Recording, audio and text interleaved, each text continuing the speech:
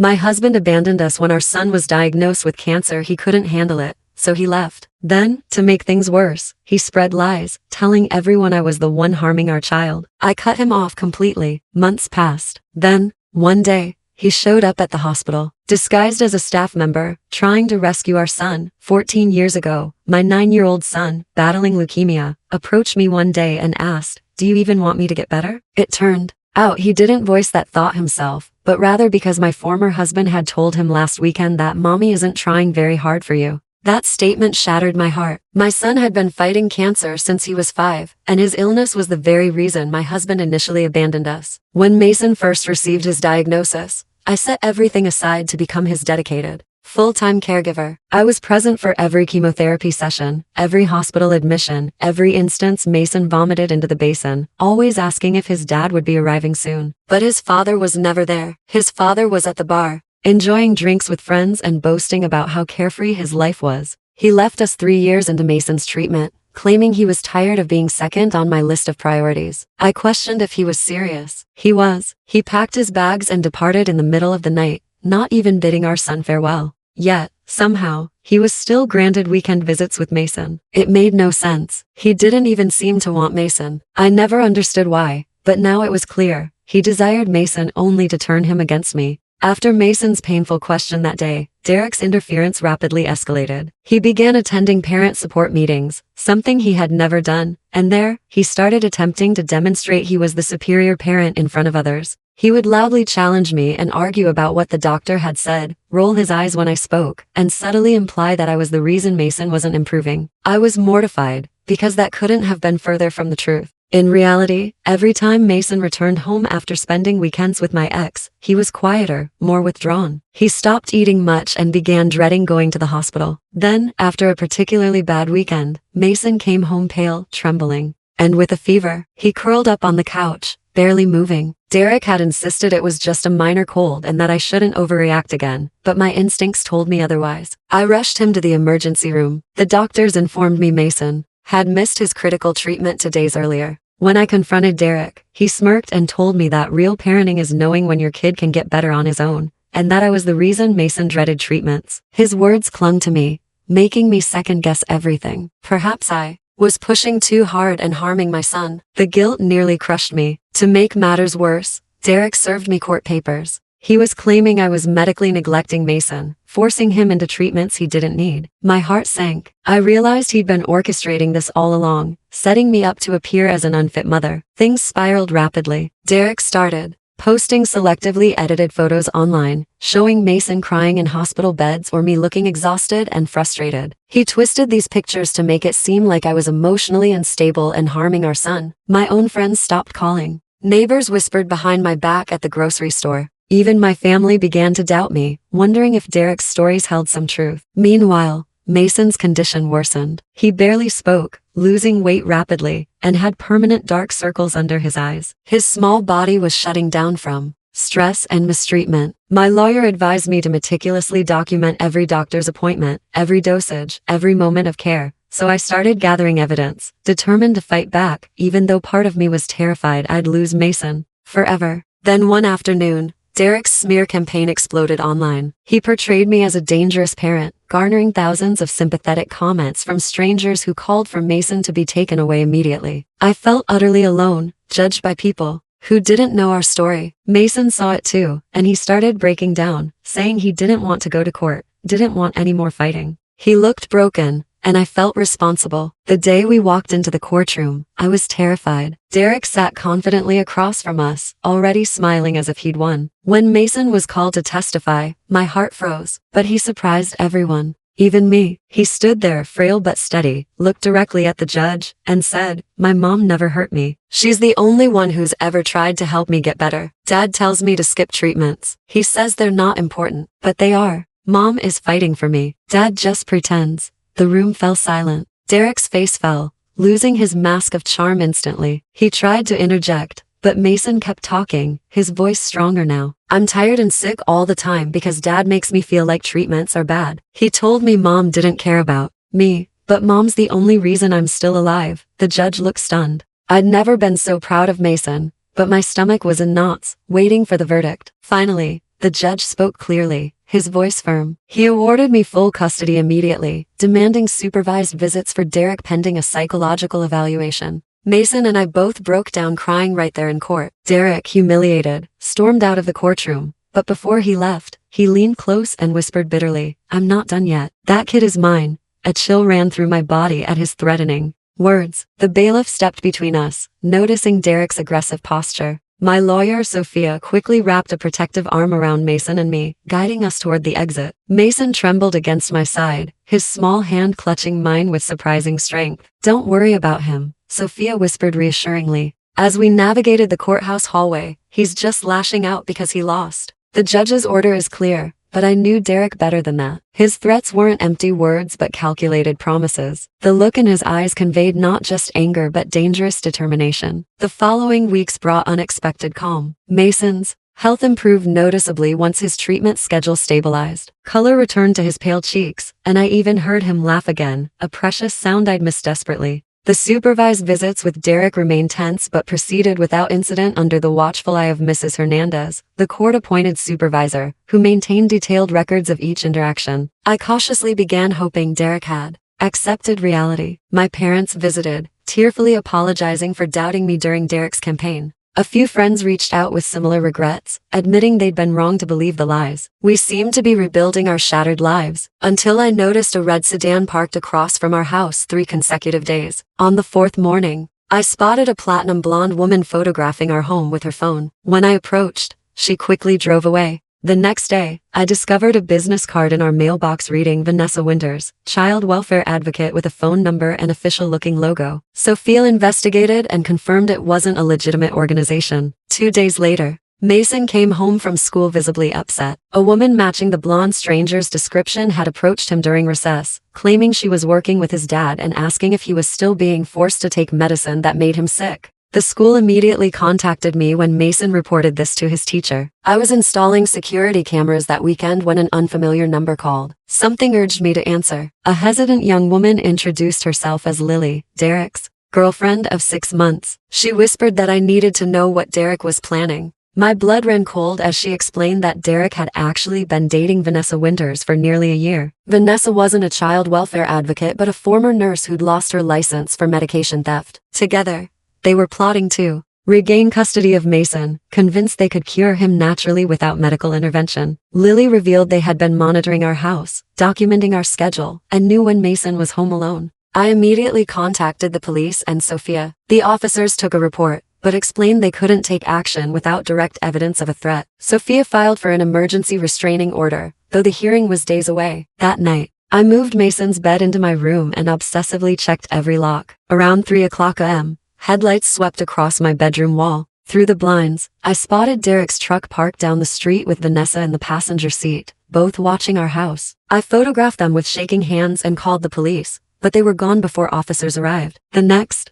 morning, I received a text from an unknown number. "Mason deserves parents who understand real healing. We're going to save him from you." I forwarded it to Sophia and the police. Officer Rivera visited to take another report, looking increasingly concerned. "We'll increase patrols in your neighborhood," he promised. "I'd recommend you both stay somewhere else for a few days if possible." We quickly packed essentials and relocated to my parents' house across town. I notified Mason's school and medical team about the situation. Everyone offered support, though their concerned expressions revealed their worry. Mason sensed the tension despite my attempts to shield him. "Is Dad trying to take me away?" he asked that night as I tucked him into bed in my childhood room. I balanced honesty with protection, explaining that his father and girlfriend had incorrect ideas about his medicine, believing they knew better than doctors. I promised I wouldn't let anyone take him away or interrupt his treatments. Mason nodded solemnly. "Dad's girlfriend told me the medicine is poison, but I know it's not. It makes me feel better." I embraced him tightly, amazed by his wisdom despite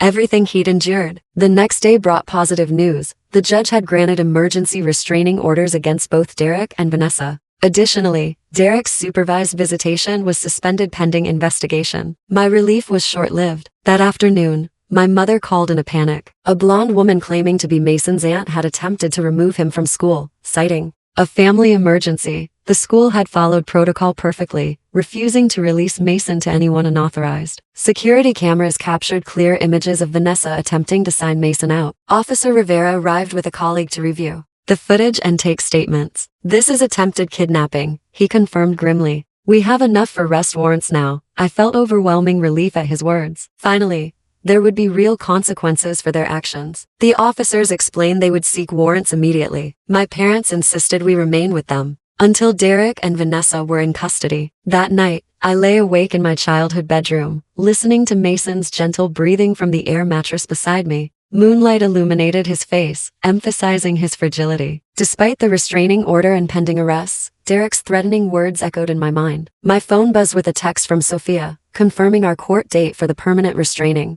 order was scheduled 2 weeks away. She advised continued vigilance. The following morning, I updated Dr. Patel, Mason's oncologist, about our situation. She immediately offered to adjust his treatment schedule and provide additional security during hospital visits. We can also arrange for a hospital social worker to document everything, she suggested. The more evidence of your consistent care and Derek's interference, the stronger your case. I gratefully accepted her support. Later, I found Mason watching me from the doorway, his thin shoulders hunched forward. "Are we hiding from Dad?" he asked quietly. I invited him to sit beside me, explaining we were being careful until police could ensure his father and Vanessa would stop bothering us. Mason climbed up slowly, his movements still lacking the energy of a typical 9-year-old. "I heard Grandma talking on the phone," he said. "She said Dad tried to steal me." My heart sank. I'd hoped to protect him from the worst details. I explained that his father and Vanessa had incorrect ideas about what was best for him and had tried to take him from school without permission. Mason nodded thoughtfully. "Vanessa told me hospitals make people sicker. She said she knows special medicine that would cure me faster." His expression suddenly hardened with determination.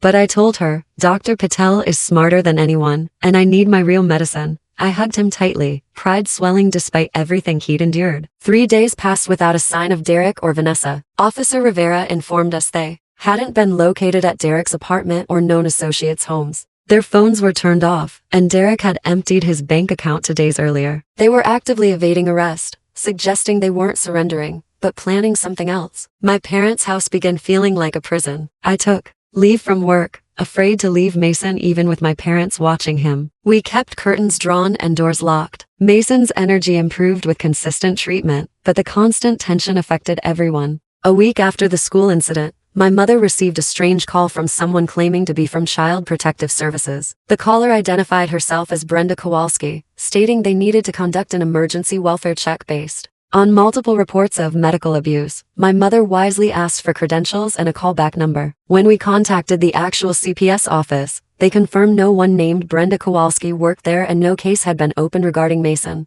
"They're trying to access him through official channels now," Sophia explained. "It actually indicates they can't reach him directly because of our security measures." The following day, Mason had a scheduled treatment at the hospital. Dr. Patel arranged for us to use a private entrance with a security guard accompanying us throughout. Hospital staff had been briefed, with photos of Derek and Vanessa distributed to security. The treatment proceeded smoothly, with Mason proudly displaying his superhero bandage afterward. We were walking toward the exit with our security guard when I noticed a hospital custodian watching us intently from down the hallway. Something about his posture triggered my instincts. When he realized I was watching, he quickly turned away, but not before I glimpsed his face beneath the cap. "That's him," I whispered to the guard, tightening my grip on Mason's hand. "That's Derek." The guard immediately radioed for backup while positioning himself between us and Derek. I pulled Mason behind me, backing toward the nearest nurse's station. Derek abandoned his disguise, dropping the mop and advancing toward us. "Mason,"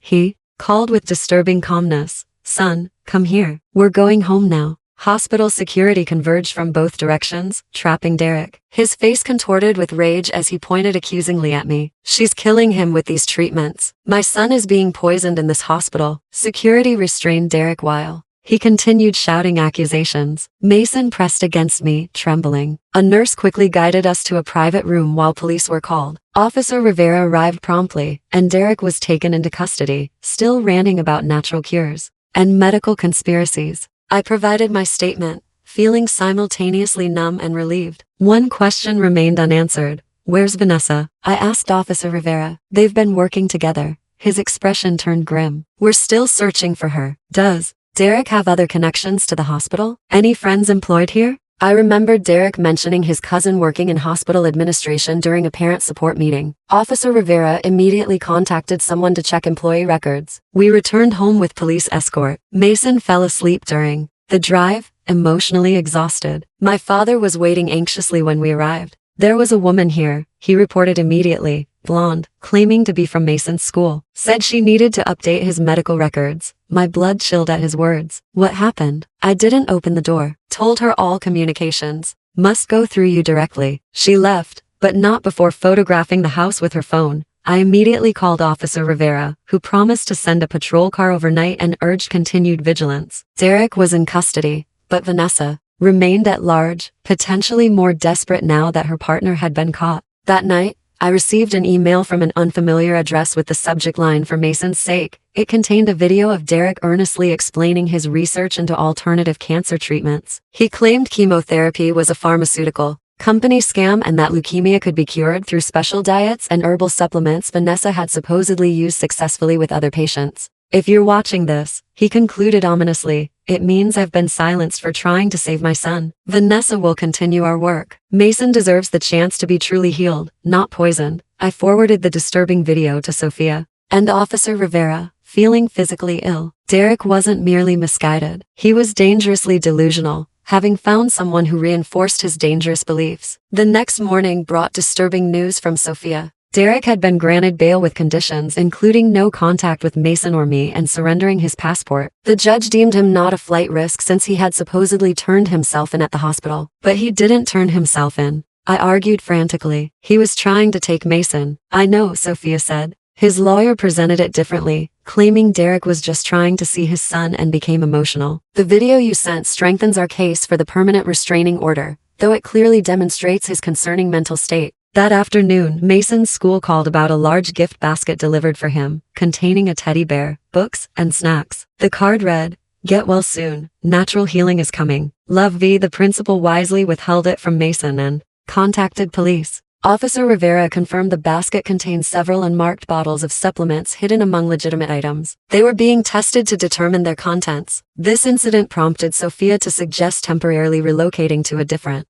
city until legal proceedings concluded. Derek and Vanessa know all your routines here. A change of location might provide better safety. I initially resisted, concerned about disrupting Mason's treatment schedule and schooling. However, after the gift basket incident, I recognized staying posed greater risks. Dr. Patel helped arrange Mason's care transfer to a respected oncologist 3 hours away. My company approved remote work arrangements. Within a week, we were settling into a small apartment under a different name. Through a victim protection program Sophia had recommended, our new location brought mixed feelings of relief and isolation. Nobody knew our history here. Mason began treatment with Dr. Lawson, who was kind but unfamiliar with his case nuances. I remained hypervigilant, constantly checking locks and scanning for threats. 2 weeks later, Officer Rivera called with welcome news. "We've arrested Vanessa Winters," he announced triumphantly. "She was caught breaking into your parents' house, apparently searching for information on your whereabouts." Both Derek and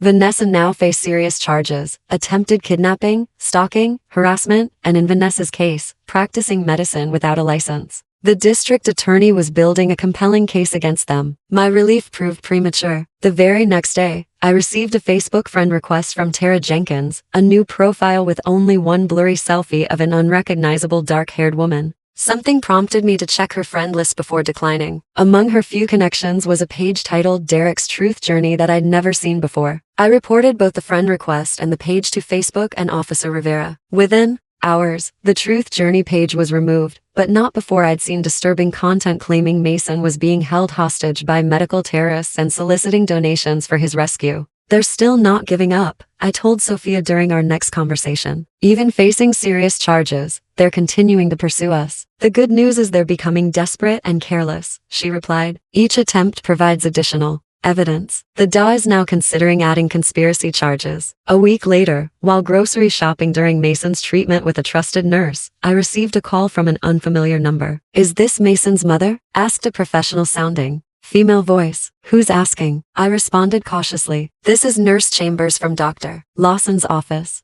There's been a situation with Mason's treatment today. Nothing serious, but Dr. Lawson requests you come immediately." Heart racing, I abandoned my shopping cart and rushed to my car. Something felt wrong about the call. I contacted Dr. Lawson's office directly while driving. Mason? He's fine, the receptionist assured me. His treatment is proceeding normally. We don't have any nurse chambers here. I nearly crashed with a shocking realization. I immediately called the police, then instructed the clinic to secure Mason until I arrived with police escort. At the clinic, I found Mason safely in a treatment room with 2 nurses and a security guard. Security footage showed a blonde woman, Vanessa, wearing a wig entering the building shortly after I'd left with Mason that morning. She'd been turned away at reception when she couldn't provide identification as a family member. But how? I asked Officer Diaz, who responded to my call. Vanessa was arrested. She should be in jail. She made bail yesterday, he explained grimly. Officer Rivera tried contacting you, but apparently the message didn't reach you.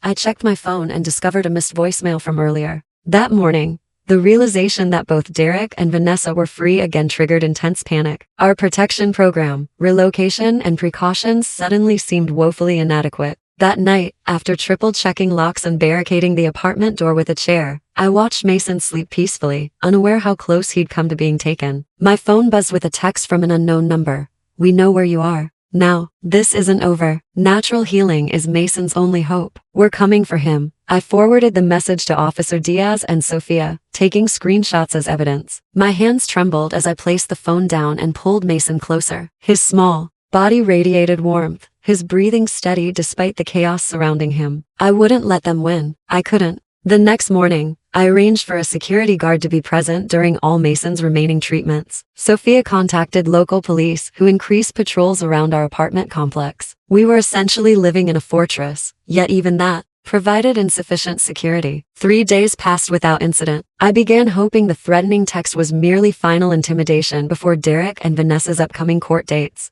Mason's energy improved with each treatment, and he even asked to visit the small playground visible from our apartment window. I regretfully declined, suggesting a blanket fort instead. We spent the afternoon constructing an elaborate living room fortress, complete with flashlights and snacks. Mason's laughter filled our apartment, a precious sound I'd missed during our darkest moments. For a few hours, we pretended everything was normal. A sharp knock at 2:17 a.m. jolted me awake, heart pounding. I crept to the door and peered through the peephole to find Officer Diaz standing in the hallway with a grim expression. I quickly unlocked the door, keeping the chain engaged. We've arrested Derek and Vanessa, he announced without preamble. They were found parked 2 blocks from here with disguises, fake IDs, and detailed plans to abduct Mason during tomorrow's clinic appointment. My knees nearly buckled with relief. How did you find them? Anonymous tip, he explained. Someone overheard a couple at a diner discussing plans to rescue a sick child from medical kidnappers. The caller thought it sounded suspicious and reported it. I later learned the tipster was a waitress named Amber whose nephew had leukemia. She recognized the dangerous rhetoric from anti-medical treatment groups online and trusted her instincts. This time, both Derek and Vanessa were denied bail. The evidence was overwhelming, not just their presence near our location, but detailed notes about Mason's treatment schedule, clinic floor plans, and sedatives they planned to administer. The district attorney added attempted kidnapping and conspiracy charges to their growing list of offenses. For the first time in weeks, I slept through the night. The preliminary hearing was scheduled for the following month, with Sophia assuring me Mason wouldn't need to testify this time. The evidence spoke for itself. The prosecutor, a no-nonsense woman named Janet Reeves, expressed confidence in their airtight case. 2 weeks later, we received news that Derek had agreed to plead guilty to reduce charges for a shorter sentence. The agreement included a permanent restraining order, mandatory psychiatric treatment, and surrendering all parental rights to Mason. Vanessa, facing additional charges for practicing medicine without a license, was proceeding to a separate trial. An immense weight lifted from my shoulders. Mason and I could finally return home. Our homecoming was quieter than our departure. My parents had maintained our house beautifully, even planting fresh flowers in the garden. Mason's school welcomed him with handmade cards from classmates. Dr. Patel embraced us both during our first appointment back, her eyes shining with relief as she reviewed Mason's improved test results. The consistent treatment is paying off, she confirmed happily. Gradually, our lives rebuilt. Neighbors who once whispered, now arrived with casseroles and offers of assistance. My sister, Jennifer, who had wavered during Derek's campaign, became our most frequent visitor, often bringing her children to play with Mason when his energy permitted. 6 months after Derek's sentencing, I discovered a letter from his prison among our mail. My instinct was to destroy it unopened, but I Ask Sophia to review it first, ensuring it didn't violate the restraining order. It's a formal relinquishment of parental rights, she confirmed. He's waiving all future custody or visitation claims, even after release. There's also a personal note you can choose to read or not. I waited until Mason was asleep before reading Derek's personal message. His handwriting appeared neater than I remembered. I was wrong. It read, "The prison psychiatrist has helped me understand that I was using Mason to hurt you, not help him. I'm sorry. He deserves better than what I tried to do. Please tell him someday that I'm sorry when he's old enough to understand." I folded the letter into a box in my closet. Perhaps someday Mason would want to read it. That would be his choice when older. 1 year after Derek's arrest, Mason completed his final treatment. Doctors would continue monitoring him closely, but his prognosis was excellent. We celebrated with a small backyard gathering. Mason, now 10, had regained weight and energy, running with his cousins like any ordinary child. My mother pulled me aside during the celebration, her eyes misty. "You did it," she whispered, squeezing my hand. "You saved him twice." I watched Mason laughing as he played tag, his movements strong and confident. The dark circles beneath his eyes had vanished, replaced by childhood's healthy glow. He caught me watching and waved, his smile brighter than I'd seen in years. That night, while tucking him into bed, Mason asked an unexpected question. "Mom, are you still scared?"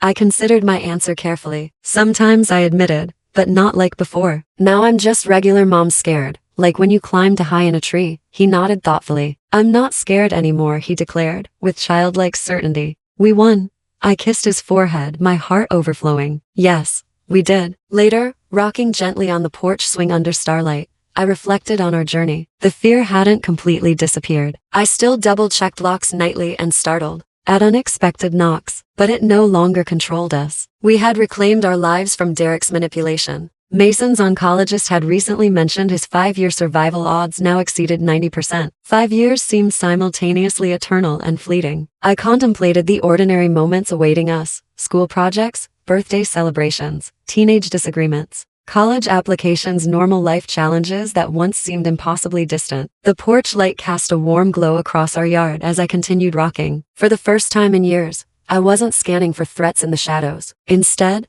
I simply enjoyed the evening's tranquility, making plans for tomorrow, next week, next year. We were going to be okay.